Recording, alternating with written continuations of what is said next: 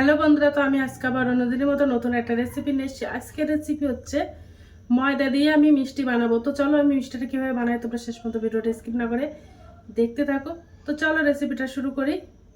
প্রথমে আমি একটা উনানে ফ্রাইং প্যান দিয়ে দিলাম। এবার আমি গ্যাসটা অন করে দেব। ফ্রাইং প্যানটা গরম হয়ে গেছে। এবার আমি ফ্রাইং প্যানের মধ্যে 2 চামচ ঘি দিয়ে দেব। 2 চামচ ঘি দিয়ে দিলাম। ঘিটা গরম হয়ে গেছে। এবার আমি ওর মধ্যে এই কাপের হাফ কাপ ময়দা দিয়ে দেব। ময়দাটা একটু ভাজা করে নেব। আর ওই কাপের আমি হাফ কাপ সুজি দিয়ে দেব। ভালো করে ভাজা করে নেব।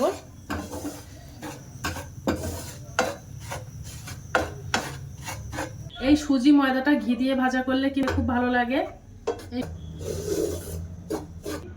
সুজি আর ময়দাটা বেশ ভালো করে একটু ভাজা করে নিয়েছি। এবার আমি ওর মধ্যে ওই কাপের আমি হাফ কাপ নারকেলের গুঁড়ো দিয়ে দেবো। এই নারকেলের গুঁড়োটা তোমরা যে কোনো মুদিখানা দোকানে পেয়ে যাবে। তো আমি নারকেলের গুঁড়োটা দিয়ে দেবো।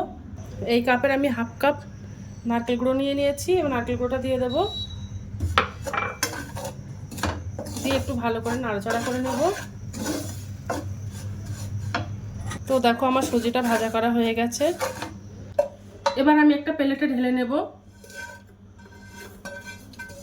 এবার আমি একটা চিনি শিরা বানিয়ে নেব। তো এই বাটির মধ্যে 250 গ্রাম চিনি আছে। তো চিনিটা আমি দিয়ে দেব। তো আমি এই বাটির হাফ বাটি জল দিয়ে দেব। এবার চিনিটা ভালো করে জাল করে নেব। চিনিটা বেশ ফুটিয়ে জাল করে নেব। এবার আমি ওর মধ্যে একটা এলাচ ফেটিয়ে দেবো। এই এলাচটা দিলে একটা সুন্দর একটা গন্ধ আসে, তার জন্য দিয়ে দিলাম। এবার আমি ওর মধ্যে একটু ফুড কালার দিয়ে দেবো। এই ফুড কালার এটা দেখতে ভালো লাগার জন্য তোমরা চাইলে এটা বাদ দিয়ে দিতে পারো।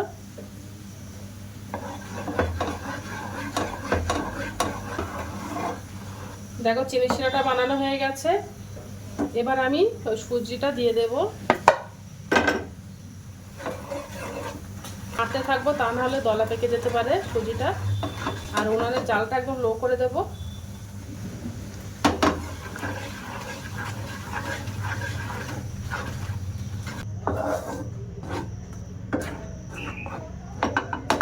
এই মিষ্টিটা খেতে কিন্তু অসম্ভব মজাদার হয়। তোমরা একবার বাড়িতে ট্রাই করতে পারো। আর ভিডিওটা ভালো লেগে থাকলে আমার চ্যানেলে একটা লাইক, কমেন্ট, শেয়ার এবং সাবস্ক্রাইব করে দেবে।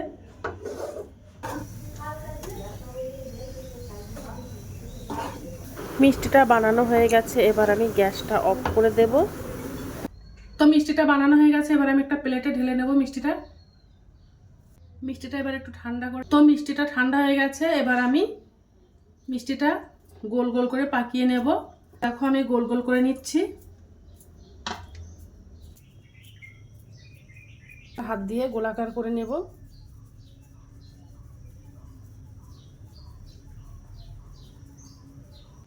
দেখো গোলাকার করে নিয়েছি। দেখো আমি কাগজের বাটি নিয়ে নিয়েছি। এই কাগজের বাটিতে আমি সাজিয়ে নেব।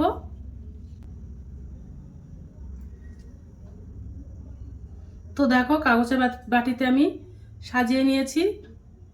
তো বাদ বাকি মিষ্টিগুলো সব আমি এইভাবে বানিয়ে নেব। দেখতে ভালো লাগার জন্য উপর থেকে একটা করে চার মগজ দিয়ে দেব।